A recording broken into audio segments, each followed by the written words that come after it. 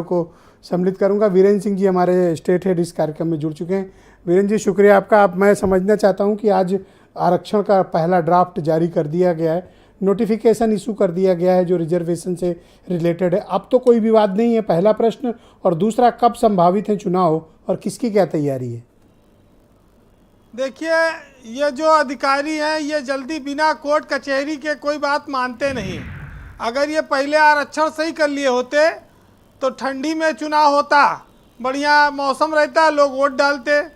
अब तो ये अप्रैल के आखिरी में चुनाव जाएगा, अप्रैल और मई में चुनाव होगा, क्योंकि 20-25 दिन तो पूरी प्रक्रिया में लगते हैं। अगर आज नामांकन आज घोषित हो जाए चुनाव तब भी 25 दिन लगेगा। तो ये अधिसूचना नई जारी करनी पड़ी। जिन लोगों ने पुरानी गलती की थी उन पर कार्रवाई नहीं हुई। और लखनऊ, कानपुर, ये सब देखिए जब से बनी है नगर पालिकाएँ तब से ये सामान्य चली आ रही और फिर इस बार सामान्य रही।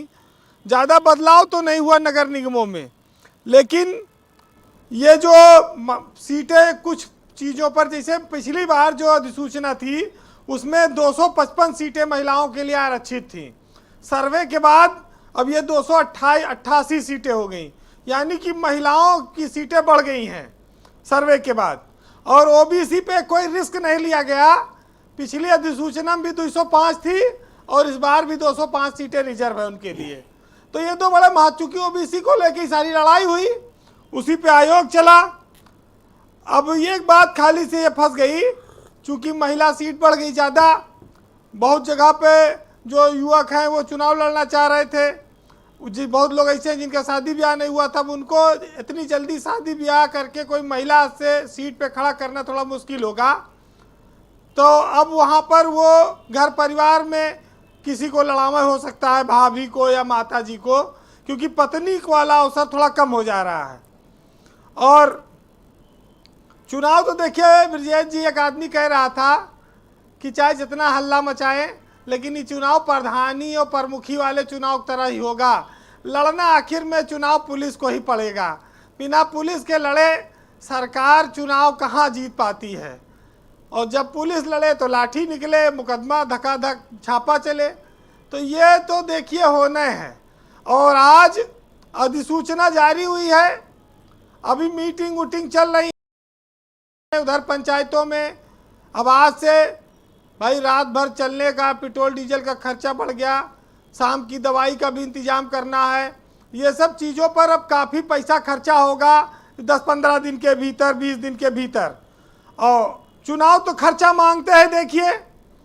लेकिन ये ज़रूर है कि हम लोग जब चुनाव की बात आती है तो पोस्टर पे लिखा मिलता है कि अपने क्षेत्र के ईमानदार, कर्मठ, जुझारू प्रत्याशी को चुनें।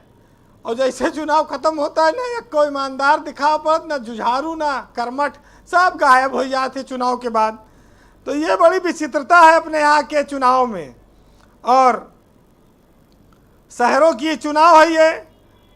लेकिन जो सबसे बड़ी चुनौती भी बात कही आपने, और बात आई कि भाई कूड़ा उठ नहीं पाता शहरों में, शुद्ध पेयजल की बड़ी समस्या है, अतिक्रमण है। आनंद जी भी बैठे हैं बीजेपी से। आनंद जी स्मार्ट सिटी का आनंद ले रहे हैं, उनको इस बात का काफ़ी अच्छा एहसास भी होगा। और असली आनंद अगर देखा जाए तो अरुण राजभर ले रहे हैं, क्योंकि मंत्री और प्रदेश अध्यक्ष तक सब इनके यहाँ लाइन लगा रहे हैं।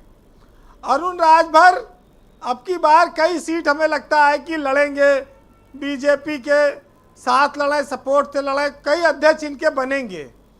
और इसका लाभ अब की इनके कार्यकर्ता पाएंगे, काफ़ी लाभ जो उम्मीद लग रही है।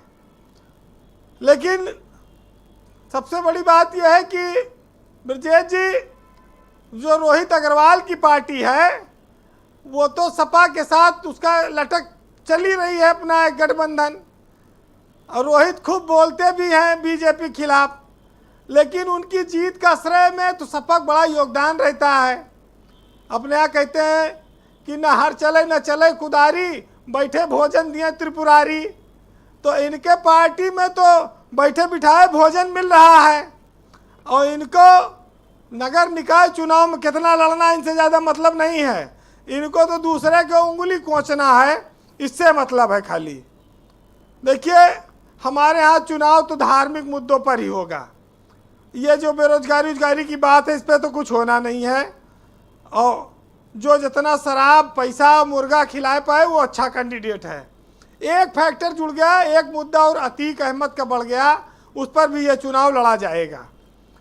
बाकी डेंगू, चिकुनगुनिया, कोरोना, अस्पताल, दवाई, डेथ सर्टिफिकेट और शमशान के लकड़ी महंगी हो गई, ये सब पे कहाँ चुनाव ना होता है, इस सब पे कुछ नहीं होगा। तो कुल मिलाकर ये है तो कि अगर मुफ्तखोरों की चलेगी तो सौगात देने वाले नहीं, खैरात देने वाले आएंगे। और अगर कुछ दिमाग वाले चलेंगे तो भाई हो सकता है कि कुछ अच्छे कैंडिडेट जीत कर आ जाएं।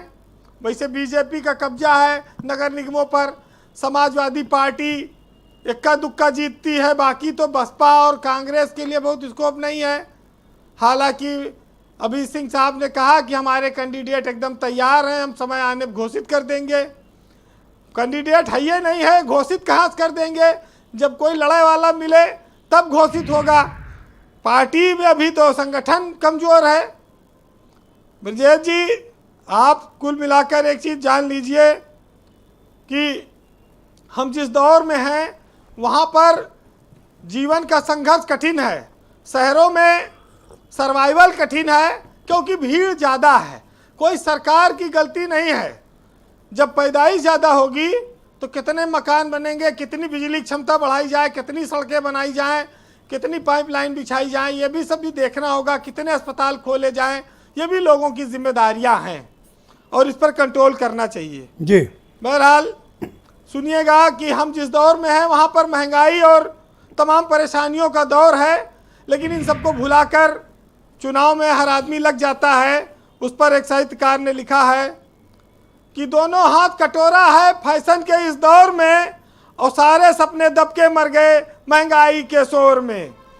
सरसों तेल आसमान चढ़ा है, स्वर्ग में पहुंची दाल है, आम आदमी कब का मर गया, बाकी केवल खाल है। आलू और कचालू भागे सुबह सुनहरी भोर में, और दोनों हाथ कटोरा है फैशन के इस दौर में। बहुत बहुत शुक्रिया वीरेंद्र जी आपका, ग्राउंड जीरो से हमें ये सारी जानकारी उपलब्ध कराने के लिए। बहनों भाइयों, आज की परिचर्चा हमारी आधारित है उत्तर प्रदेश में नगर निकाय के चुनाव